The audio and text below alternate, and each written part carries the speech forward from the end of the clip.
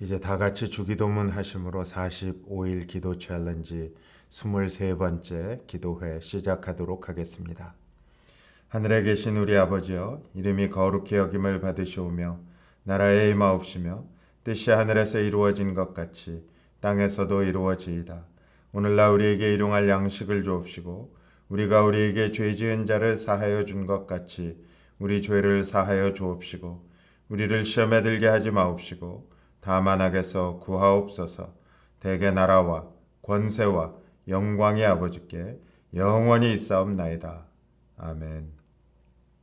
찬송가 344장 믿음으로 가리라 함께 찬송하도록 하겠습니다.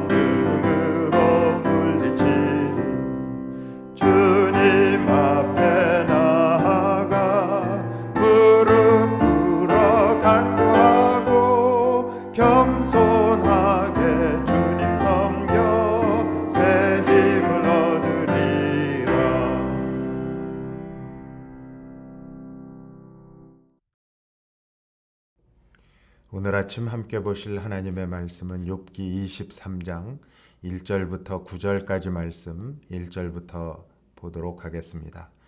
욥이 대답하여 이르되 오늘도 내게 반항하는 마음과 근심이 있나니 내가 받는 재앙이 탄식보다 무거움이라. 내가 어찌하면 하나님을 발견하고 그의 처소에 나아가랴. 어찌하면 그 앞에서 내가 호소하며 변론할 말을 내 입에 채우고 내게 대답하시는 말씀을 내가 알며 내게 이르시는 것을 내가 깨달으랴.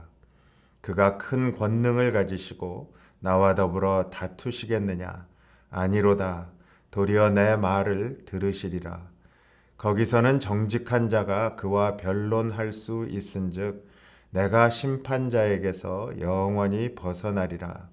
그런데 내가 앞으로 가도 그가 아니 계시고 뒤로 가도 보이지 아니하며 9절 함께 보십니다. 그가 왼쪽에서 일하시나 내가 만날 수 없고 그가 오른쪽으로 돌이키시나 배울 수 없구나. 다윗은 여호와께서 하늘에서 인생을 굽어 살피사 지각이 있어 하나님을 찾는 자가 있나 보려 하신즉 하나도 없도다라고 한탄을 했습니다. 사도 바울도 이 말씀을 인용하면서 세상에는 하나님을 진정으로 찾는 자가 없다고 이렇게 단정합니다. 깨닫는 자도 없고 하나님을 찾는 자도 없고 다 치우쳐 한 가지로 무익하게 되고 선을 행하는 자는 없나니 하나도 없도다. 다윗의 시대나 바울의 시대나 하나님을 믿는 이스라엘 백성이 팔레스타인 땅에 수없이 많이 있었을 텐데 왜 그런 말들을 했을까요? 진정으로 하나님을 믿는 자가 하나도 없었다는 말인가? 복을 받기 위해서 무조건 하나님을 믿는다는 말과 진리를 구하면서 하나님을 믿는다는 말 사이에는 큰 차이가 있습니다. 그래서 예레미야 시대에도 하나님의 백성은 많이 있었지만 예레미야는 너희가 만일 정의를 행하며 진리를 구하는 자를 한 사람이라도 찾으면 내가 이 성읍을 용서하리라고 하나님의 말씀을 선포했습니다. 그렇다면 과연 어떤 삶이 진리를 구하는 삶일까요?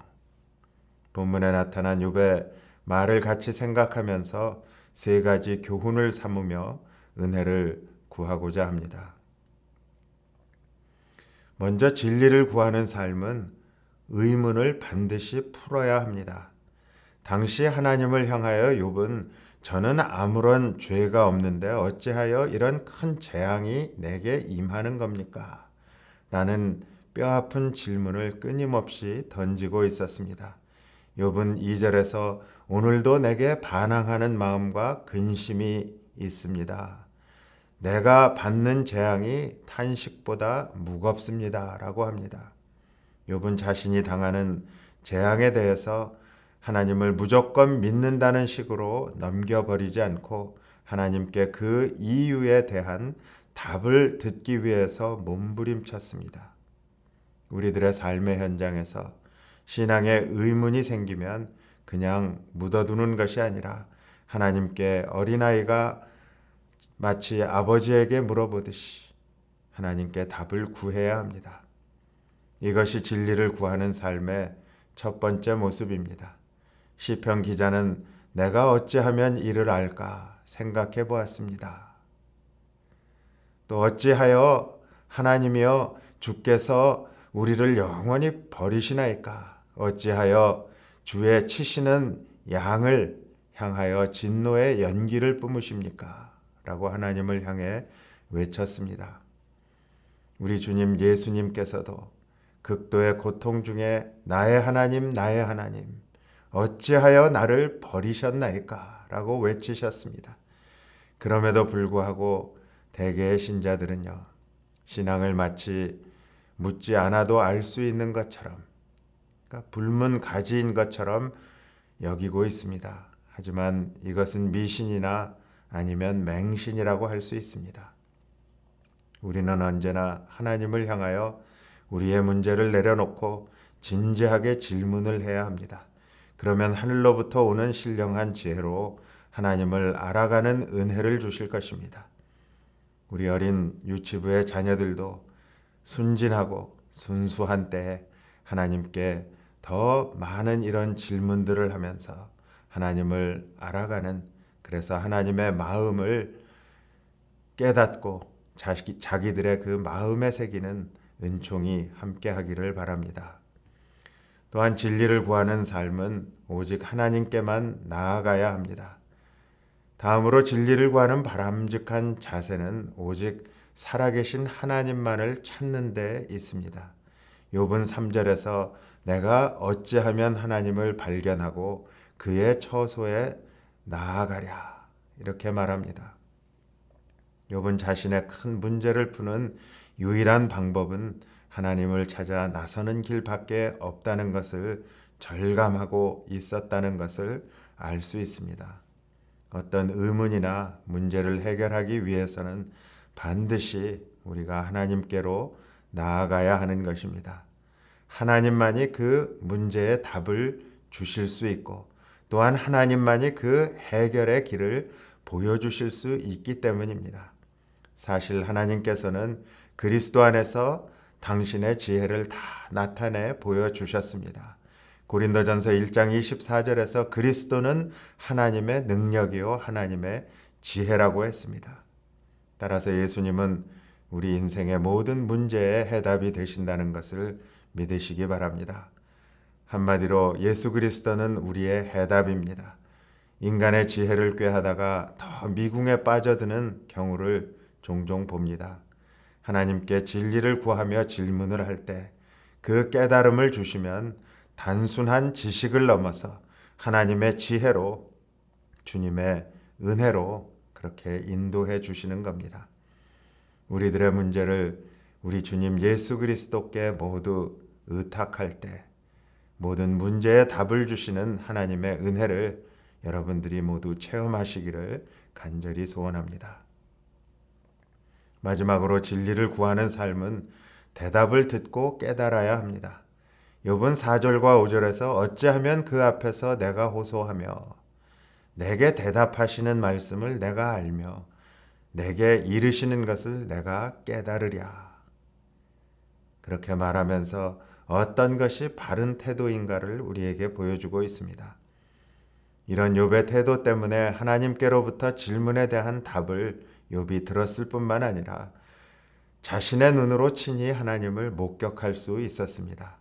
그래서 욥은 42장 5절에 보면 내가 주께 대하여 귀로만 이렇게 듣기만 하였는데 이제는 눈으로 주를 배움나이다 라고 고백한 것입니다. 한번 생각해 보세요. 아무리 그럴듯한 질문을 가지고 하나님 앞에 나아갔다고 해도 하나님으로부터 어떤 답을 듣지 못했다든지 들어도 깨닫지 못했다면 도대체 무슨 소용이 있겠습니까? 우리는 하나님께서 말씀하시는 그 음성을 들을 수 있는 영적인 귀가 있어야 하고요. 또한 그것을 깨달을 수 있는 영적인 안목도 있어야 하는 것입니다. 그러한 영적인 귀와 영적인 안목을 주시는 분이 바로 성령 하나님이십니다. 이것은 물론 하나님 앞에서 무슨 신탁의 행위를 벌여야 한다 그런 것이 아닙니다. 왜냐하면 신구약 66권의 말씀 안에 모든 문제의 답이 다 들어있거나 숨겨져 있습니다. 그리고 성령 하나님의 조명하시는 그 도우심 때문에 우리가 하나님 말씀의 그 깊은 것까지도 깨달아 알 수 있는 것입니다. 또 성경 말씀 안에 그 답만 들어있거나 숨겨져 있는 것이 아니라 그 해설까지도 담겨져 있습니다. 그래서 우리들은 성경을 하나님의 완전한 계시라고 하는 겁니다. 그리고 성경 공부를 하면서 우리는 항상 성령 하나님의 깨닫게 해주시는 조명해 주시는 은혜를 구하는 겁니다.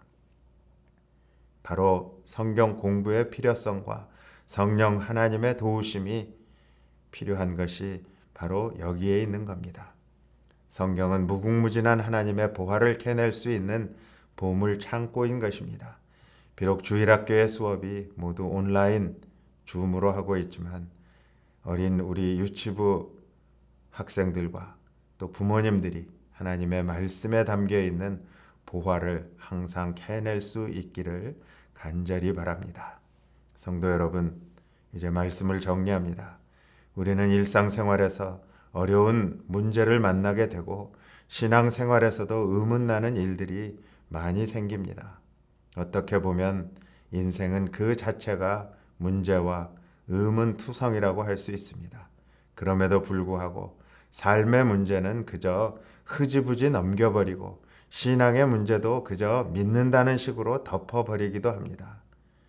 지금 나의 문제를 주님 앞으로 가지고 나아갈 때 하나님이 주시는 은혜의 해답을 말씀 가운데 듣고 또 성령의 도우심으로 깨닫는 체험을 하는 그런 우리 자녀들과 모든 성도님들이 되시기를 주님의 이름으로 축복합니다.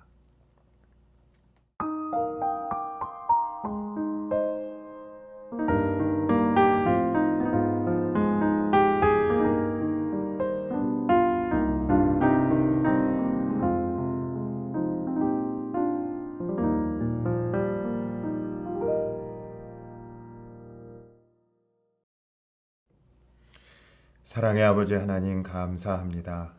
오늘도 저희들의 단잠을 깨우시며 하루의 첫 시간을 귀한 하나님의 말씀, 지혜의 말씀으로 저희들이 시작할 수 있도록 은혜 주신 것 감사합니다.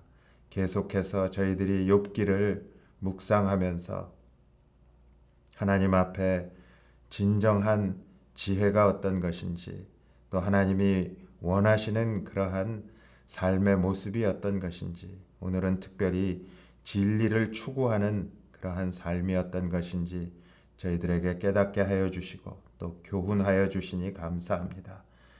저희들이 인생을 살아가면서 참 많은 질문들이 있고 의문점들이 있는데 그러한 것들을 우리 아버지 하나님 앞에 그 의문의 그 저희들의 궁금한 것을 들고 나가서 주님께 물어볼 수 있고 또 주님께서 대답하여 주시고 주님께서 그 귀한 진리의 하나님의 말씀으로 깨닫게 하여 주시고 성령 하나님께서 우리의 영적인 귀를 열어주시고 우리의 영적인 안목을 열어주실 때에 우리가 그것을 깨닫고 그 깨달은 대로 또 진리 가운데 살아갈 수 있는 그러한 삶을 살 수 있도록 하나님 우리에게 은혜를 주시고 또 능력을 허락하여 주시옵소서.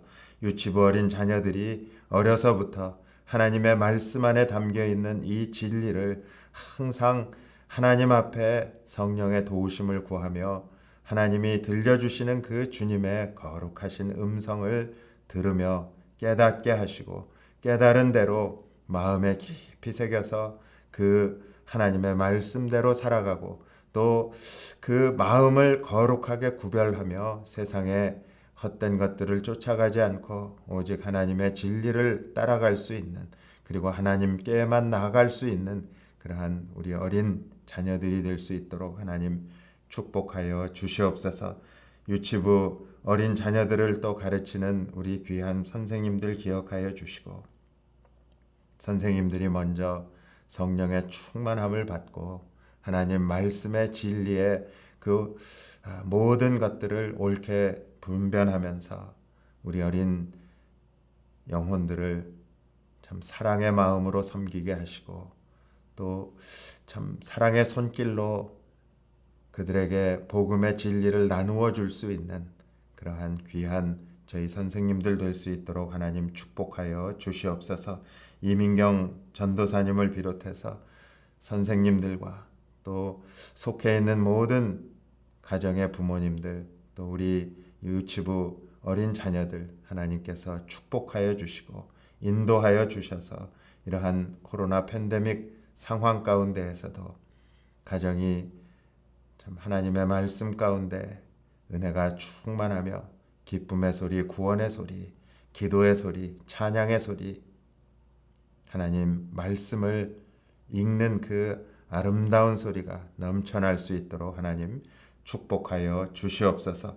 저희들 계속해서 이렇게 아침마다 하나님의 말씀으로 시작하게 은혜를 주신 하나님께서 이제 또 내일 아침도 저희들이 함께 모여서 하나님의 말씀을 받게 하시고 오늘 저녁 금요 집회에도 하나님께서 말씀의 큰 은혜 또 저희들의 영혼의 찬양을 온전히 하나님 앞에 올려드리는 그러한 은혜가 충만한 시간이 되기를 간절히 소원하옵고 예수님의 이름으로 감사하며 축복하며 기도드렸습니다.